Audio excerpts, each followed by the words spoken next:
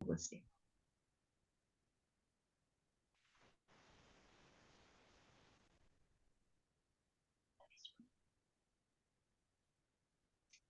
Vocês estão vendo a minha tela? Sim, somos completistas. Ai, meu Deus.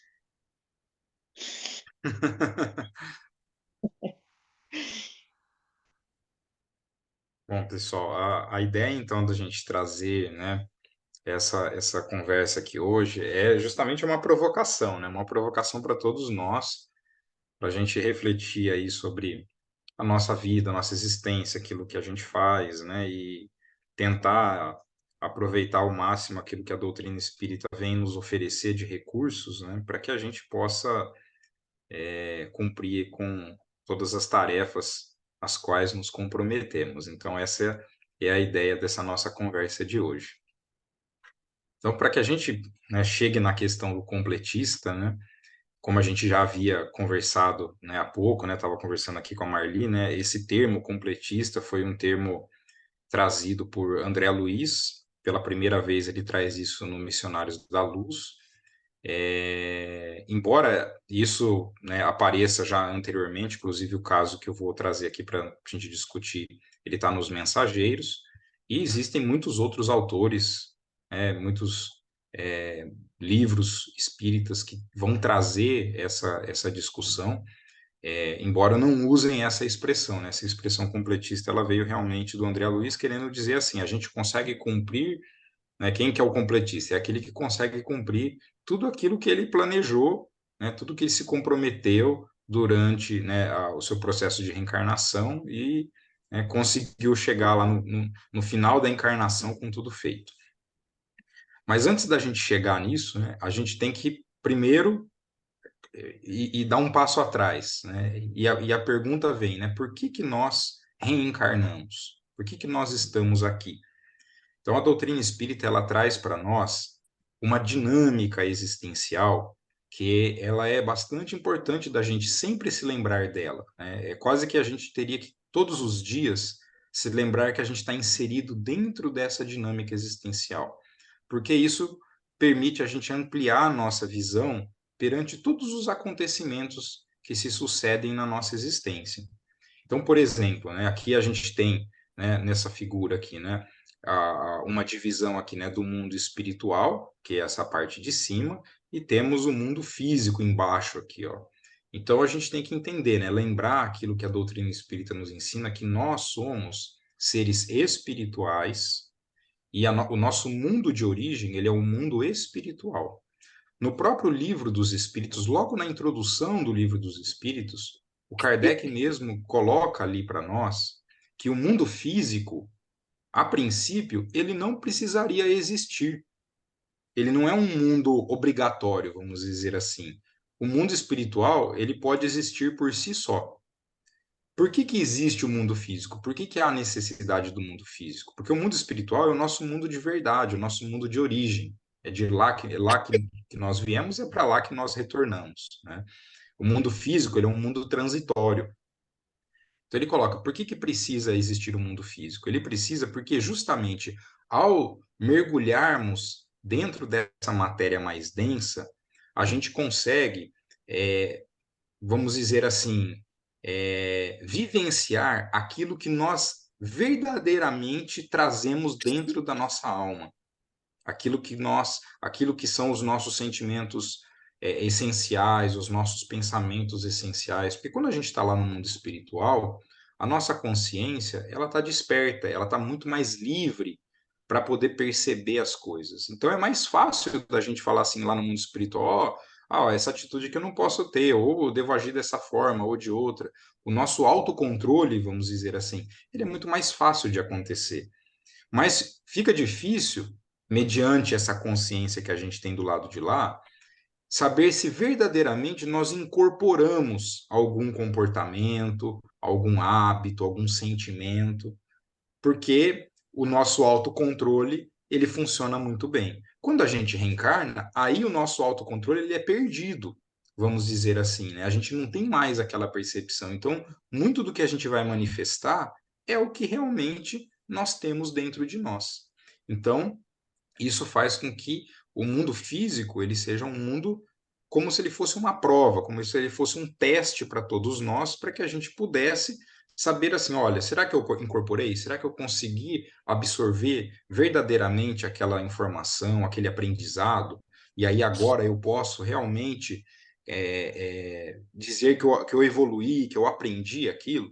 Então é para isso que serve a reencarnação. A gente está aqui para isso. Então a gente vai estar, né, durante todo o nosso processo de evolução, seja, né, pensando no nosso progresso intelectual, seja no nosso progresso moral, passando, né, alternando. Então a gente vai estar ora no mundo espiritual, ora no mundo físico. Então a gente passa por uma encarnação, volta ao mundo espiritual, depois passa por uma nova encarnação e assim sucessivamente, até que a gente alcance o nosso objetivo final, que é a nossa perfeição, tanto intelectual quanto moral, né? A gente alcançar o nosso estado de pureza espiritual. E quem nos auxilia em todo esse nosso trajeto é a famosa lei de causa e efeito.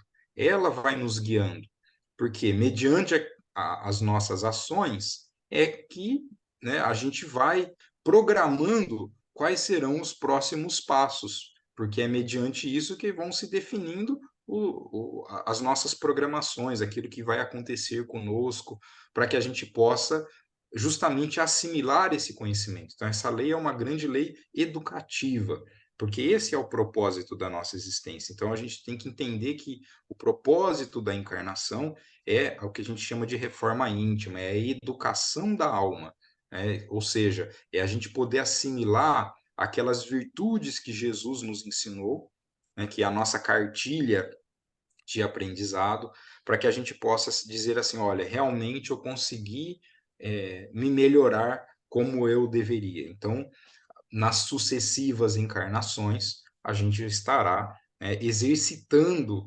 esse nosso processo educativo. Isso faz com que, certamente, a gente, para cada encarnação que a gente venha, né, a gente precisa de um planejamento reencarnatório. E esse planejamento, obviamente, ele se dá mediante tudo aquilo que foram as existências anteriores. Quais são as nossas necessidades? Para cada um de nós, vai haver uma necessidade diferente, porque nós não somos iguais. Cada um de nós é uma individualidade, é um ser diferente.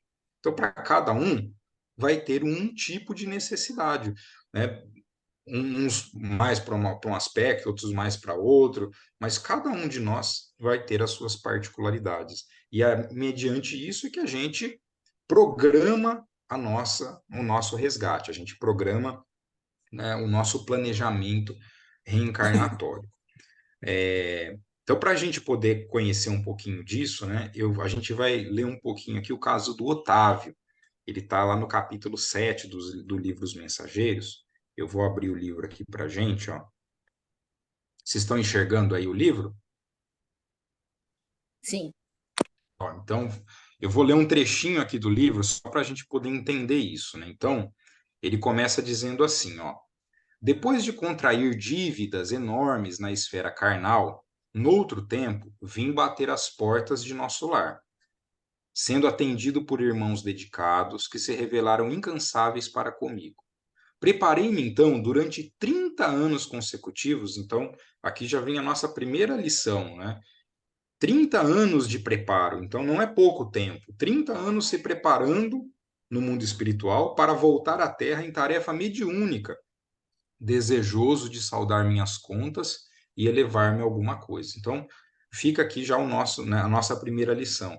A gente se prepara durante muito tempo no mundo espiritual, porque não é simples a gente ser um completista, não é simples a gente conseguir cumprir aquilo que a gente se programa.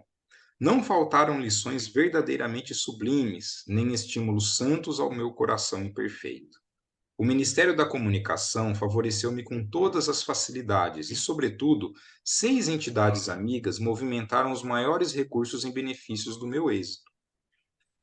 Técnicos do auxílio acompanharam-me à terra nas vésperas do meu renascimento, entregando-me um corpo físico rigorosamente sadio. Então vejam que não fazia parte da programação do Otávio ele ter doenças graves ou doenças que pudessem atrapalhar a sua existência, né? Talvez tivesse as doenças comuns, aquelas, né? Então, pega um resfriado, às vezes pode pegar uma gripe, ter alguma coisinha mais simples que vai se resolver com facilidade, mas não assim, ele vai ter uma doença importante, uma doença grave, que vai limitar, que vai trazer. Então, não fazia parte do seu planejamento ter uma doença importante.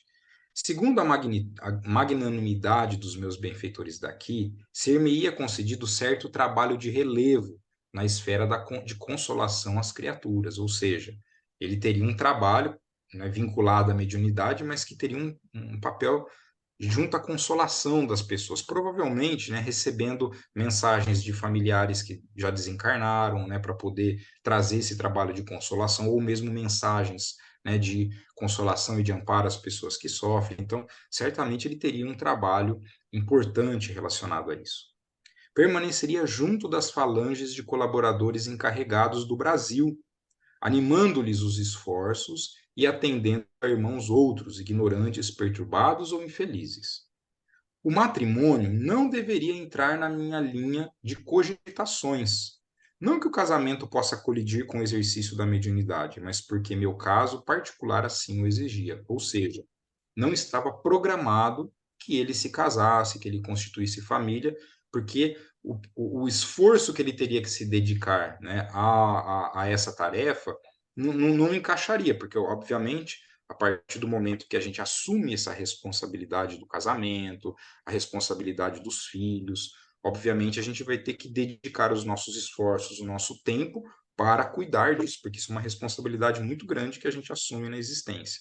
No caso do Otávio, não cabia dentro daquela tarefa ao qual ele havia se preparado.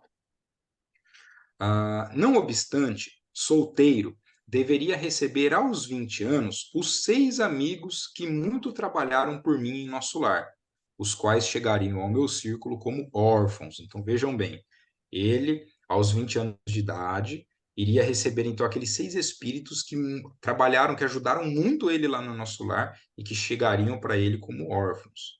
Meu débito para com essas entidades tornou-se muito grande e a providência não só constituiria agradável resgate para mim, ou seja, ele poderia, né, vamos dizer assim, retribuir o bem que ele recebeu desses espíritos, como também garantia de triunfo pelo serviço de assistência a elas, o que me preservaria o coração de leviandades e vacilações, porquanto o ganha-pão laborioso me compeliria a não aceder a sugestões inferiores nos domínios do sexo e das ambições incontidas. Ou seja, o trabalho que ele teria para cuidar desses 6 órfãos, né, seria tão importante, tão grande esse trabalho, que ele não teria tempo para se perder no caminho. Então, ele preservaria o coração das leviandades e vacilações e impediria ele, olha, ou seja, de cair aí, né, em problemas relacionados ao sexo, ambições incontidas, que provavelmente eram aspectos que o próprio Otávio já deveria trazer do passado e que poderiam ser situações em que ele poderia se perder no caminho. Então, era uma forma de ele garantir o seu sucesso, vamos dizer, que ele conseguisse se tornar um completista fazendo isso, né? Tendo que passar por essa experiência cuidando dessas crianças.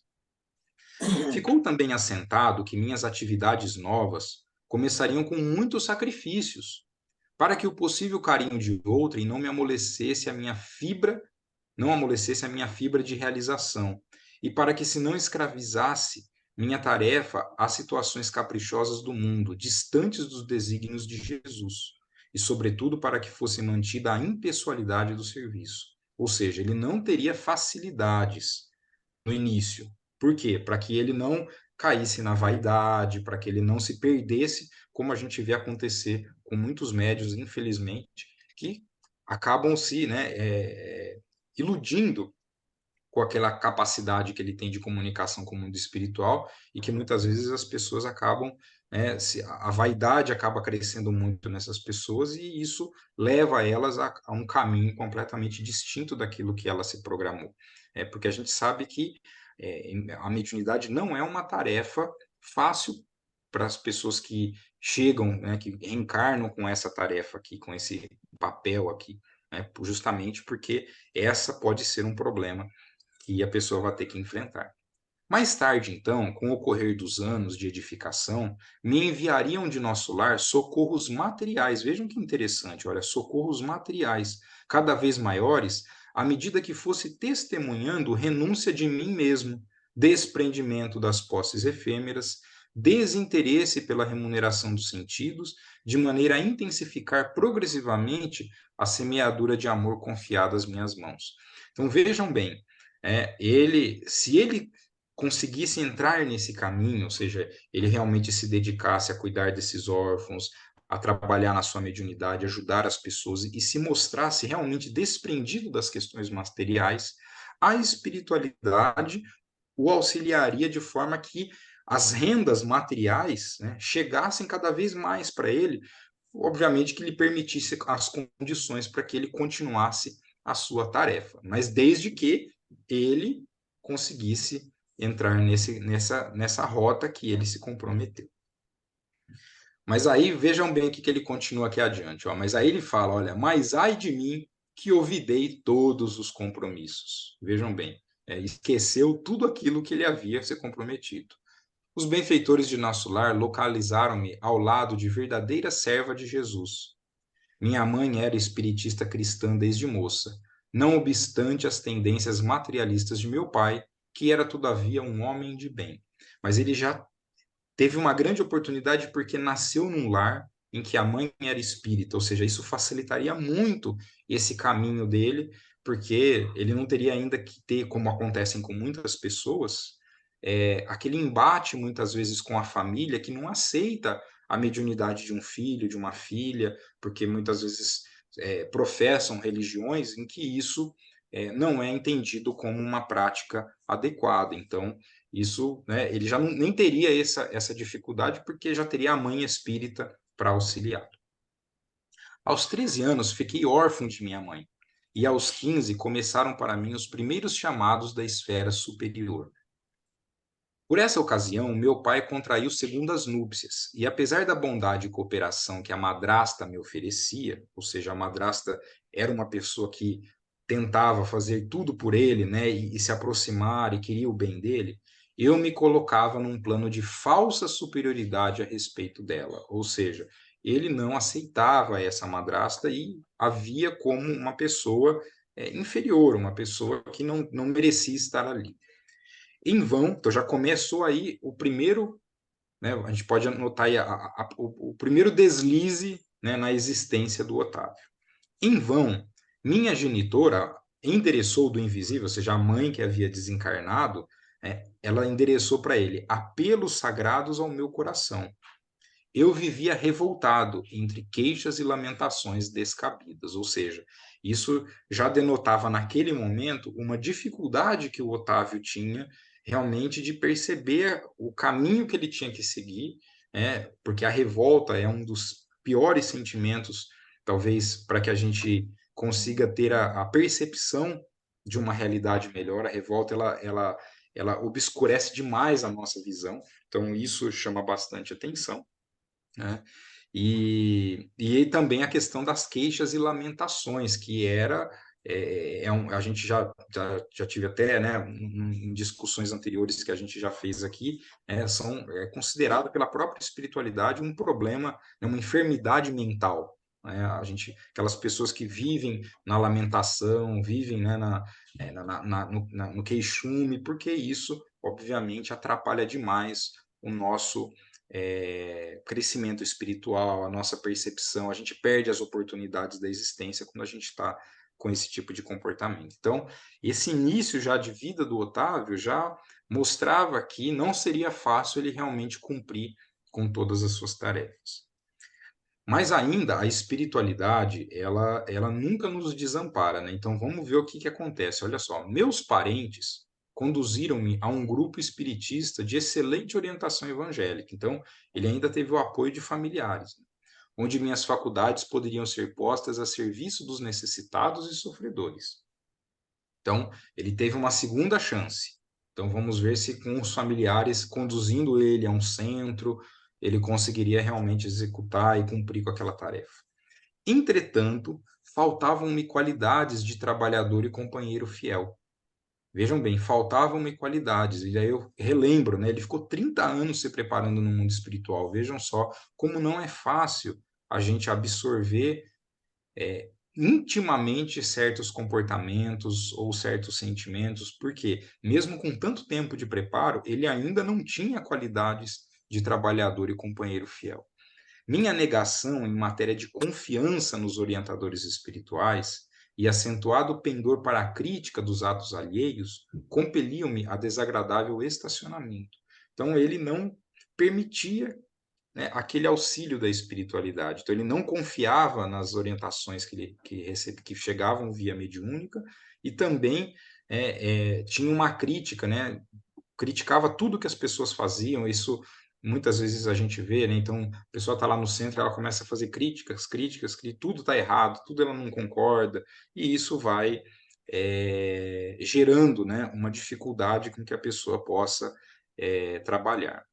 Os beneméritos amigos do invisível estimulavam-me ao serviço, mas eu duvidava deles com a minha vaidade doentia. Então veja que a espiritualidade ela não desiste de nós, né? Ela está o tempo todo tentando. Ó. E como prosseguissem os apelos sagrados, por mim interpretados como alucinações, então ele não acreditava naquilo que a espiritualidade o proporcionava. Procurei um médico. Olhem só que absurdo isso, que me aconselhou experiências sexuais. Era tudo que ele não precisava, uma vez que já denotava que ele poderia trazer problemas nessa esfera. Completara então 19 anos e entreguei-me desenfreadamente ao abuso de faculdades sublimes, ou seja, ele se entregou de uma maneira desenfreada às experiências sexuais, que era justamente o problema que ele poderia trazer, né?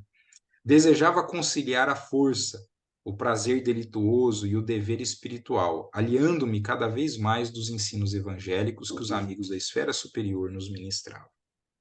Tinha pouco mais de 20 anos quando meu pai foi arrebatado pela morte. Com a triste ocorrência, ficavam na orfandade 6 crianças desfavorecidas. Vejam só, eram aqueles 6 espíritos que chegariam a ele como órfãos. Então o pai morreu, ficaram lá 6 crianças desfavorecidas, porquanto minha madrasta, ao se consorciar com meu genitor, lhe trouxera para a tutela 3 pequeninos. Em vão, a madrasta implorou-me socorro, a pobre viúva.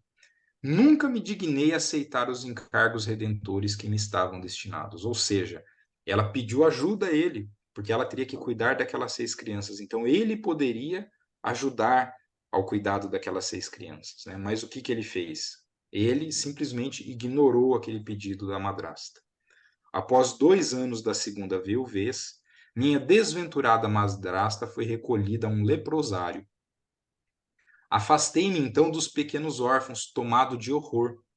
Abandonei-os definitivamente, sem refletir que lançava meus credores generosos de nosso lar a destino incerto. Então, ele abandonou essas crianças completamente. Então, seguindo um caminho completamente fora daquilo que havia se programado. Em seguida, dando largas à ociosidade, cometi uma ação menos digna e fui obrigado a casar-me pela violência. Então, lembram que ele também não tinha o casamento proposto na sua existência. E o que aconteceu? Ele se envolveu numa situação e acabou sendo obrigado a se casar.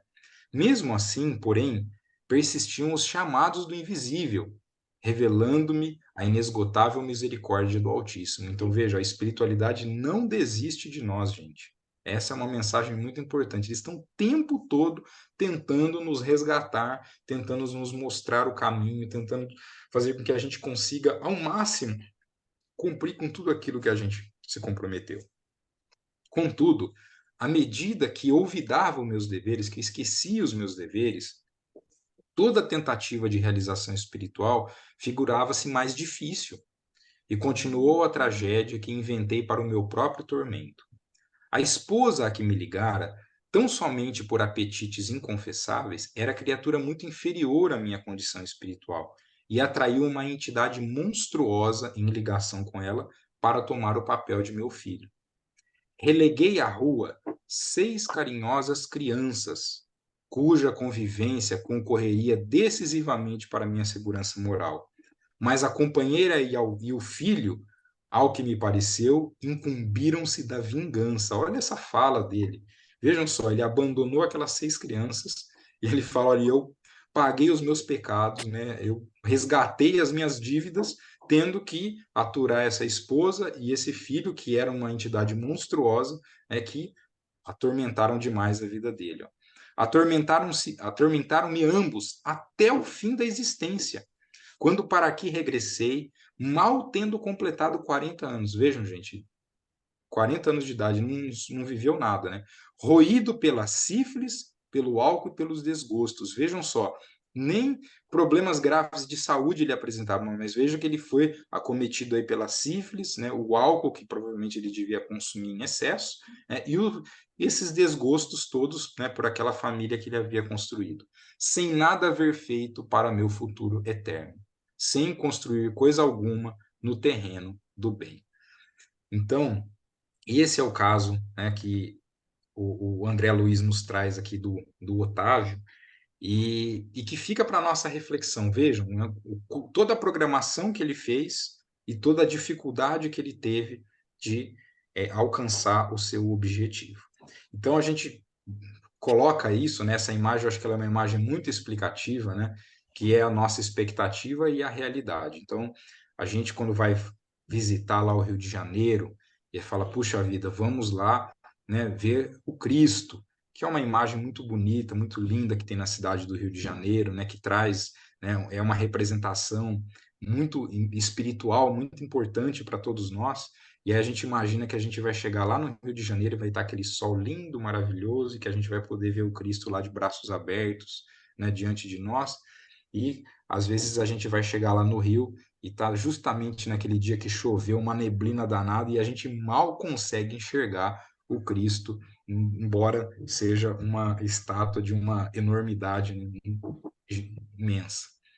Então, e por que isso acontece conosco? Então, trago aqui uma fala do Emmanuel, que fala para nós das nossas limitações quando nós estamos aqui encarnados. Então, isso está lá no capítulo 2 do livro Roteiro, em que o Emmanuel diz para a gente: aprisionado no castelo corpóreo, estão falando de nós enquanto encarnados, aprisionado no castelo corpóreo, os sentidos são exíguas frestas de luz. Vejam bem, os sentidos são exíguas frestas de luz.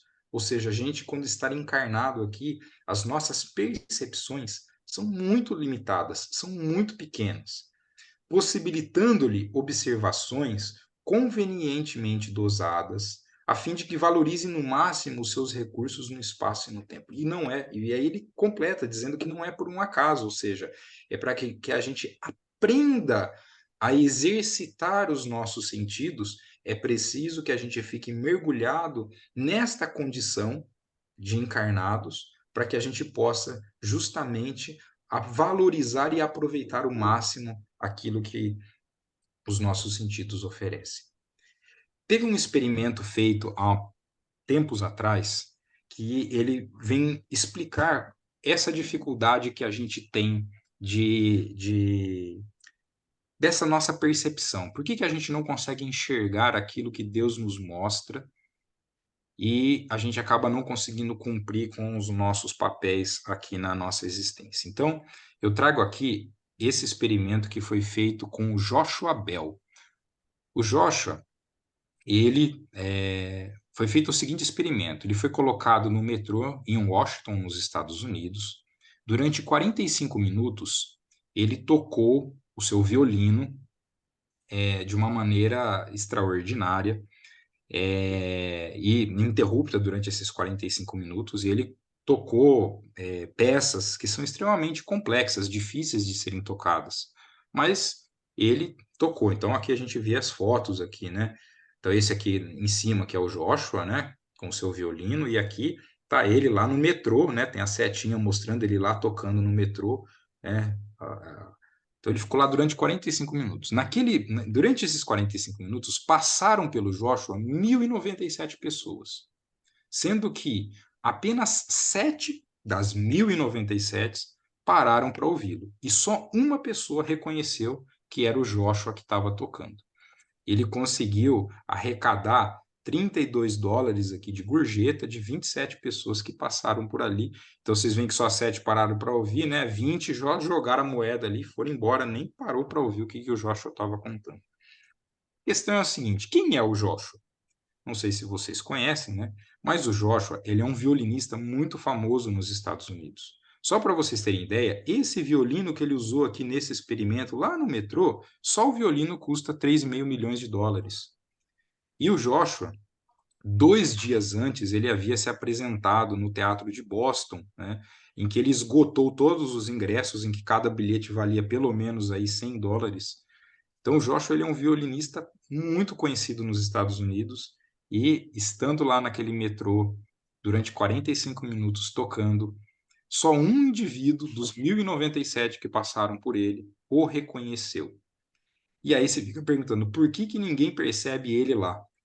Então, o grande resultado, né, que esse é um experimento social, e ele vem justamente nos mostrar isso, né, que quando você tem algo extraordinário, mas num ambiente muito comum, a gente não consegue perceber, a gente negligencia, a gente subvaloriza, porque nós não estamos, vamos dizer assim, o nosso campo mental não está preparado para receber aquela informação. Nós não estamos voltados para aquilo, nosso olhar não é destinado àquilo. Então, isso faz com que a gente não consiga perceber coisas extraordinárias que estão diante de nós. Então, esse experimento, ele vem muito de encontro a isso que nós estamos falando. Por quê? Porque na nossa existência, muitas vezes, nós deixaremos passar oportunidades, passar momentos em que nós estamos diante de compromissos que nós assumimos, mas a gente não vai conseguir enxergar se nós não estivermos preparados para aquilo. E aí vem a pergunta, mas há uma forma de nós nos prepararmos para isso? Há uma maneira da gente conseguir perceber aquilo que a gente precisa fazer na nossa existência? Porque nós não lembramos de nada. Nós estamos aqui, encarnamos aqui, e a gente não se recorda quais foram os nossos compromissos. Mas a gente sabe, a doutrina espírita nos mostra isso, que o caminhar da nossa vida, essas situações elas vão aparecendo, essas oportunidades vão sendo trazidas, a espiritualidade está o tempo todo, como mostra o André Luiz para nós aqui, o tempo todo tentando nos colocar no trilho, para que a gente caminhe realmente por aquela estrada que a gente se comprometeu. Mas a gente precisa fazer a nossa parte para que a gente saiba andar por essa estrada. Então, certamente, um recurso muito importante para nós é a prece. Por que a prece? A prece, ela nos permite algumas coisas. A prece, nós temos que lembrar, e quando a gente fala de prece, eu gosto sempre de recordar a prece conforme Jesus nos ensinou a fazer uma prece. Quando ele dizia para nós que a gente deveria entrar no nosso quarto, fechar a porta e em silêncio fazer a prece. Por quê? Porque a prece ela tem que ser uma reflexão de nós mesmos, é um momento de encontro nosso com Deus, em que a gente tem que refletir sobre nós. Então, lembrando daquela parábola de Jesus, em que chegava, né, ao templo um fariseu e um publicano. O fariseu, que ficava lá na frente do templo, orando em voz alta, querendo se enaltecer, inclusive perante o publicano, e o publicano que ficava lá no fundo, cabeça baixa, e que falava para Deus: Deus, me perdoa, porque eu sou um pecador. E aí Jesus dizia: que prece vale mais? A do fariseu que está lá se enaltecendo, se achando a última bolacha do pacote, ou o publicano que está quietinho lá no fundo, reconhecendo os seus erros e as suas falhas? Quer dizer, que prece vale mais a Deus? Então, é esse sentido de prece que a gente tem que pensar e que a gente tem que ter a prática de fazer na nossa vida. Aquela prece que a gente faz conosco mesmo e que a gente reflete sobre si mesmo, sobre os nossos atos, os nossos comportamentos, os nossos sentimentos. Por quê? Porque essa é uma oportunidade muito importante para nós de fortalecimento. A gente se fortalece quando a gente faz isso. Se fortalece conosco, com a vida, com Deus.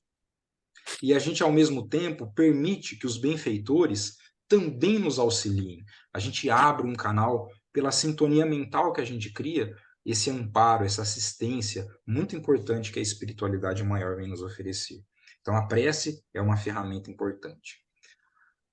Emmanuel fala para nós, também lá no livro Roteiro, mas lá no final do livro, no capítulo 30, falando sobre o ambiente ao qual nós estamos mergulhados quando nós estamos aqui encarnados, ele diz o seguinte, olha, e a moradia dos homens, aqui ele está falando o planeta Terra, o planeta encarnado, a moradia dos homens ainda está mergulhada em fluidos ou em pensamentos vivos e semi-condensados, vejam bem, de estreiteza espiritual, de brutalidade, de angústia, de incompreensão, de rudeza, de preguiça, de má vontade, de egoísmo, de injustiça, de crueldade, de separação, de discórdia, de indiferença, de ódio, de sombra e de miséria.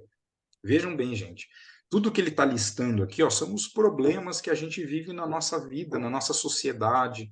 Então, o mundo está mergulhado nisso. O pensamento, né, de nós encarnados, ele está fortemente preso a essas situações. E uma boa parte dos desencarnados também estão inseridos nisso.